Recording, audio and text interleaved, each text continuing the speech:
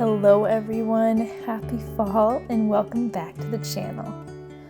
I know I haven't posted in so long, but I just could not resist making a cozy autumn vlog.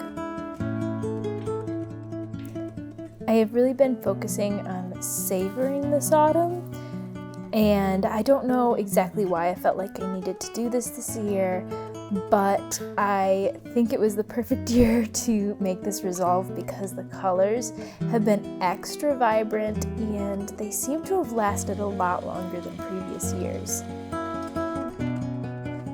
One way I have really focused on living seasonally is forcing myself, well, not really forcing, rather enjoying cooking through a fall Pinterest board I made in the summer. Every week I make something from it, and this week I'm making pumpkin sourdough cinnamon rolls. These are so delicious, and I'll link the recipe below. Things are finally slowing down around here. Canning season has been very abundant this year, as well as gardening, but I am glad it's finally slowing down. Today I'll be canning some apple butter, which I think is my last project of the year until it's time to make marmalade this winter.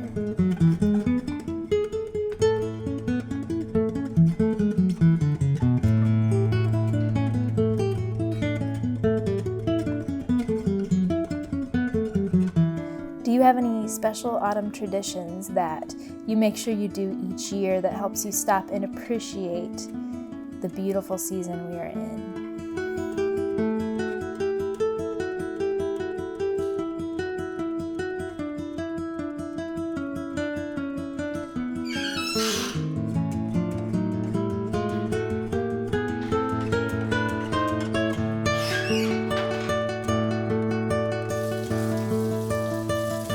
Our chickens have been laying eggs since about August, and production is slowing down, but it has been such a blessing to have fresh eggs around all the time. As I mentioned before, I'm making apple butter today, and I find it easiest to just slice the apples and crock pot them overnight instead of boiling them in the morning.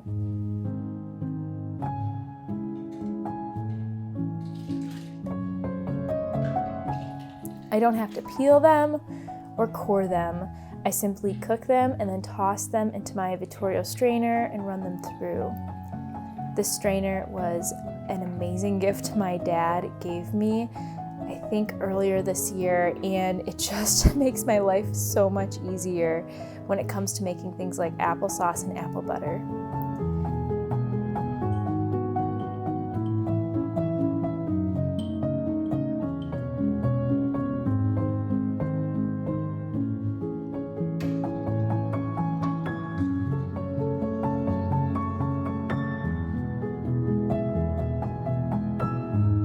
Griffin's bees finally produced honey this year, and they produced a good bit of it, enough to supply us for the year.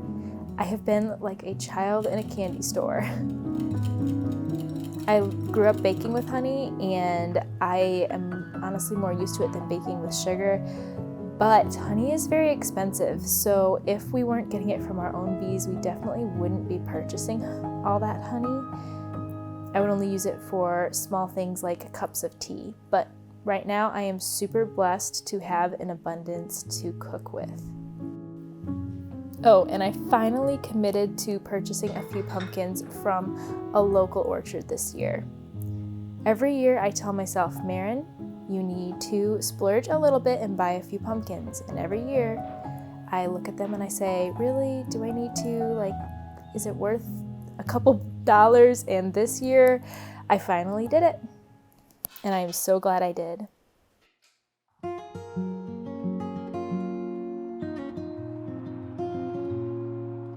Our neighbors have, I think, 13 apple trees, and they have been very generous to us and allow us to pick as many apples as we can eat and cook with. Our baby and I enjoy heading over to pick apples.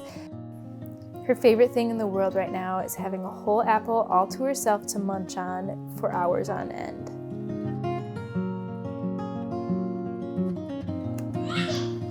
I can't believe I am saying this, but my baby's going to be 1 next week. In one sense, my mama heart is extremely full because she's growing so much and she keeps the house so cheerful with her little chatter. But at the same time, it's also oddly heartbreaking because I know every stage we will never get back with her, no matter how many other children we have. I really enjoy having her in the kitchen when I cook. We kind of just talk back and forth, and if I can, I'll give her little bits to eat of whatever I'm cooking. What do you think you're doing? Her favorite thing to do is climb into any and every basket I own, including ones that are way too small for her to sit in, but she just empties the contents and plops inside, hoping for someone to come and push her around. This is my second time canning apple butter. I think I may have not cooked it down quite enough to make it as thick as apple butter should be, but this recipe is so sweet and spiced, I think it won't really matter. I don't know why, but growing up, I was kind of afraid of canning. I think there are so many old wives' tales and stigmas that go with it that I was just so terrified of messing something up. And just forcing myself to do it this year has taken the fear out of it, and now I get excited.